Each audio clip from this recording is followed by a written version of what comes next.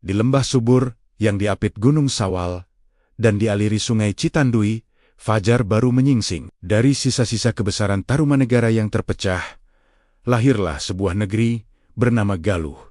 Sekitar tahun 612 Masehi, ketika kabut tipis masih menyelimuti lembah hijau dan suara gamelan lembut mulai terdengar, Prabu Wretikandayun, seorang bangsawan pemberani, mengangkat dirinya sebagai raja. Para prajurit dengan dada terbuka, berikat kepala batik kasar, dan bersenjatakan tombak perunggu, berjalan di antara sawah yang baru ditanami dan sungai yang mengalir deras, menjadi saksi bisu berdirinya sebuah kekuatan baru di tanah Pasundan.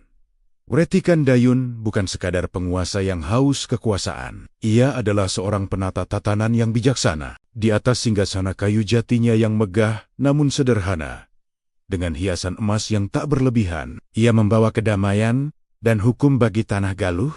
Dada terbuka berkalung logam perunggu menjadi simbol kekuatannya. Sementara sorot matanya yang tajam, layaknya elang gunung, menatap bendera kerajaan yang berkibar gagah di depan istana, beratap ijuk dan batu andesit. Ia adalah perwujudan raja-raja yang lahir dari bumi Nusantara tegas, berwibawa, dan menyatu dengan alamnya. Di bawah pemerintahannya, Galuh tumbuh menjadi negeri yang tertata, tempat hukum ditegakkan, dan rakyat hidup dalam ketentraman. Di tepi sungai dikelilingi hutan lebat dan ladang yang subur, berdirilah Karangkamulian, jantung dari kerajaan Galuh. Kota ini bukanlah kota megah berlapis emas, melainkan sebuah permukiman batu yang menyatu dengan alam. Disinilah denyut nadi kehidupan Galuh berdetak. Panorama lembah hijau menjadi latar bagi pura-pura batu abu-abu yang menjulang di tengah kabut pagi. Rakyatnya, dengan pakaian sederhana dari kain lurik dan ikat kepala batik, hidup dengan tenang. Mereka menenun kain dengan corak yang terinspirasi dari alam, membuat gerabah dari tanah liat sungai, dan di puncak-puncak bukit, mereka mendirikan tempat suci untuk menyembah Dewa Siwa.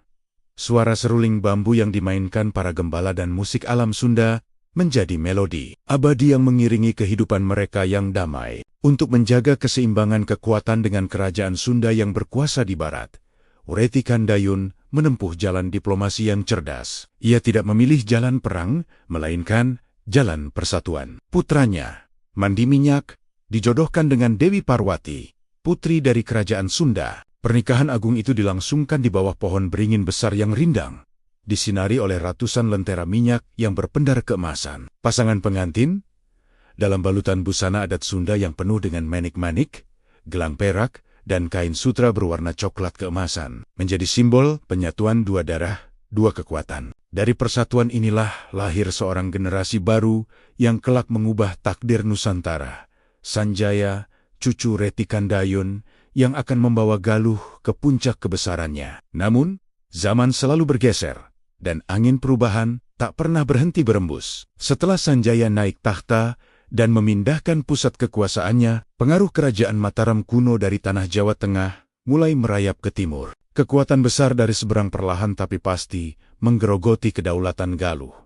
Panji-panji kerajaan yang dulu berkibar gagah kini harus menghadapi tantangan baru. Suara gong dan genderang perang mulai terdengar lebih sering, menggantikan alunan seruling yang damai. Awan gelap dan mendung seolah menggulung di atas lembah Galuh, menandakan datangnya masa-masa sulit. Meski kedaulatannya mulai terkikis, semangat Sunda di timur tetap menyala di dada para rakyat dan prajurit setia. Pada akhirnya, takdir menyatukan kembali apa yang pernah terpisah. Memasuki abad ke-9, Galuh dan Sunda tidak lagi berdiri sebagai dua kerajaan yang bersaing. Menghadapi tantangan zaman dan kekuatan dari luar, kedua kerajaan bersaudara itu memutuskan untuk menyatu. Dua bendera milik Galuh dan Sunda bertemu di tengah alun-alun kerajaan yang ramai. Rakyat dari kedua negeri bersorak-sorai, merayakan lahirnya satu kekuatan besar yang dinamai Pajajaran. Momen itu laksana matahari terbit yang muncul dari balik gunung,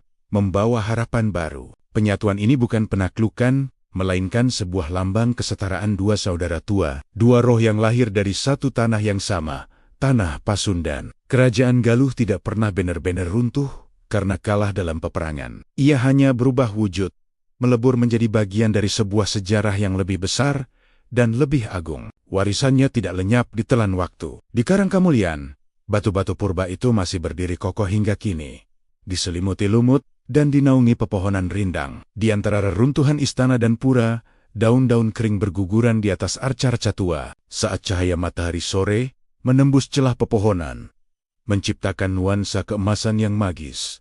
Seolah terdengar bisikan dari masa lalu, dibawa oleh angin dan suara sinden yang saap-saop dari kejauhan. Kami pernah ada. Kami tidak mati. Kami masih hidup dalam darah dan semangat Sunda.